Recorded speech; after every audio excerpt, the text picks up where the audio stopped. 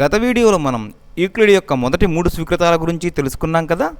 దానినే మనం యూక్లిడ్ యొక్క స్వీకృతాలు మొదటి భాగంగా చెప్పాం. ఈ వీడియో యూక్లిడ్ యొక్క స్వీకృతాలు రెండవ భాగంగా చెప్పబోతున్నాం. ఈ వీడియోలో కూడా మనం మరో 3 యూక్లిడ్ స్వీకృతాల గురించి తెలుసుకోబోతున్నాం. అవి ఏమిటో చూడండి. ముందుగా స్వీకృతము అంటే ఏమిటండి? నిరూపణ అవసరం లేనటువంటి సత్యభావనలను మనం స్వీకృతంగా చెప్పవచ్చు. వీటిని మనం ప్రవచనాలను కూడా అంటాం. అయితే మనం ముందు వీడియోలో ఈ 3 స్వీకృతాల గురించి తెలుసుకున్నాం కదా. ఒకే రాశికి సమానమైన రాశులు ఒకదానికొకటి సమానాలు, రెండవది సమాన రాశులకు కూడినచో వాటి మొత్తాలు సమానం, మూడవది సమాన రాశుల నుండి తీసివేసిన శేషాలు సమానం.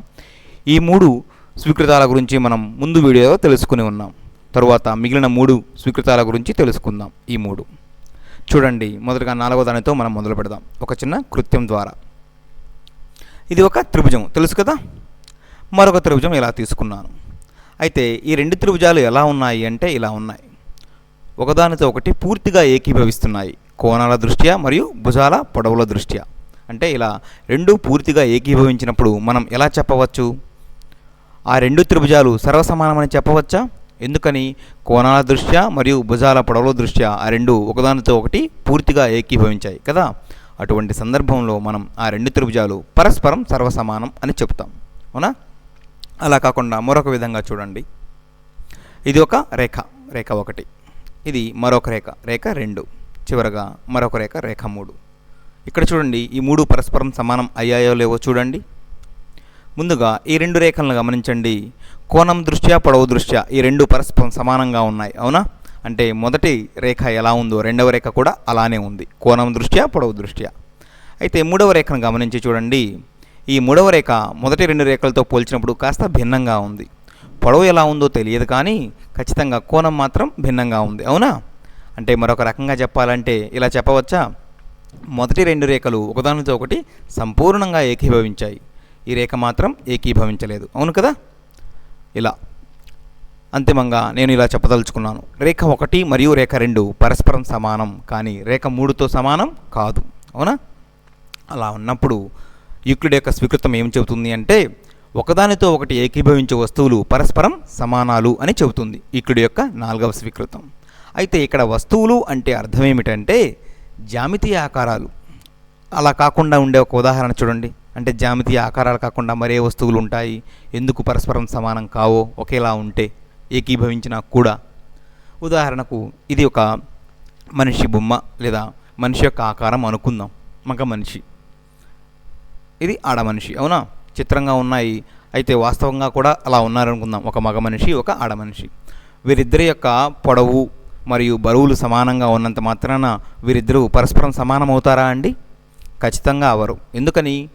జన్యుపరమైన మార్పులు ఉంటాయి, జీవరసాయన మార్పులు ఉంటాయి, అవును కదా. కేవలం బరువు పొడవు మాత్రమే కాదు కదా, మనిషికి ఎన్నో తేడాలు ఉంటాయి. కాబట్టి అటువంటి సందర్భంలో ఆ 2 లేదంటే ఆ 2 సర్వసమానం అని మనం చెప్పలేము.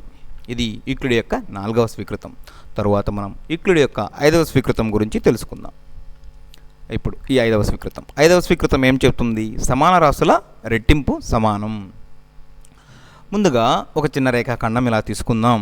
ఈ రేఖాఖండం పొడవు ఎలా ఉంది అంటే 6 సెంటీమీటర్లుగా ఉంది. అయితే నేను మరొక రేఖాఖండాన్ని కూడా ఇలా తీసుకుంటున్నాను. ఇది ఏబి, దీని యొక్క పొడవు 12 సెంటీమీటర్లు. ఏబి రేఖాఖండం పొడవు. అయితే నేను ఇలా రాయవచ్చా? ఏబి ఈక్వల్ టు 12 సెంటీమీటర్లు ఈక్వల్ టు 2 × 6 సెంటీమీటర్లు, అవునా? 12ని మనం 2 × 6గా రాయవచ్చు. అయితే 6 సెంటీమీటర్లు అనేది పైన పొడవుకు సమానం కదా. కాబట్టి ఏబి రేఖాఖండం పొడవు ఈక్వల్ టు 2 × పొడవుగా చెప్పవచ్చు. ఏబి పొడవుకు రెట్టింపుగా ఉంది. ఇక్కడ పొడవు అంటే ఏమిటి? 6 సెంటీమీటర్లని అర్థం. అయితే మరొక రేఖాఖండం ఇలా తీసుకుంటున్నాను, సిడి. ఈ సిడి ఎలా ఉంది అండి? ఈ పొడవు కూడా 12 సెంటీమీటర్లుగా ఉంది, అవునా? ఇక్కడ కూడా సిడి అంటే ఏబి ఎంత పొడవు ఉందో సిడి కూడా అంత పొడవే ఉంది. మరి నేను ఇలా కూడా రాయవచ్చా? సిడి పొడవుకు రెట్టింపుగా ఉన్నట్లేనా? ఎందుకని? సిడి పొడవు కూడా 12 సెంటీమీటర్లు కాబట్టి. అంటే ఏబి మరియు సిడి పరస్పరం ఏకీభవించుకుంటున్నాయి కదా. అంటే ఏబి మరియు సిడీలు సమానంగా ఉన్నట్లే. అయితే మనం ఏమనుకున్నాం? ఏబి మరియు సిడి సమానమే కాకుండా ఏబి మరియు సిడీలకు మరొక ప్రత్యేకత కూడా ఉంది. అదేంటో చూడండి. ఏబి పొడవుకు రెట్టింపు, అవునా? ఏ పొడవుకి? 6 సెంటీమీటర్ల పొడవుకి రెట్టింపు. ఎందుకని? ఏబి 12 సెంటీమీటర్లు కాబట్టి ఇలా రాయవచ్చు కదా. ఏబి ఈక్వల్ టు 2 × పొడవు. అదేవిధంగా సిడి కూడా పొడవుకి రెట్టింపే కదా, సిడి ఈక్వల్ టు 2 ఇంటూ పొడవు. ఇక్కడ మీరు గమనిస్తే ఏబీకి కుడివైపున ఏముందో సిడికి కూడా కుడివైపున అదే విధంగా ఉంది, 2 ఇంటూ పొడవు 2 ఇంటూ పొడవు. కాబట్టి ఇలా రాయవచ్చా, ఏబీ ఈక్వల్ టు 2 ఇంటూ పొడవు ఈక్వల్ టు సిడి, లేదా ఏబీ మరియు సిడీలు సమానం. ఇలా ఇదే యూక్లిడ్ యొక్క 5వ స్వీకృతం. సమాన రాశుల రెట్టింపు సమానం. అవునా, ఇక్కడ మీరు గమనించినట్లయితే ఏబీ మరియు సిడి దేనికి సమానంగా ఉంది, పొడవుకి రెట్టింపుకి సమానంగా ఉంది.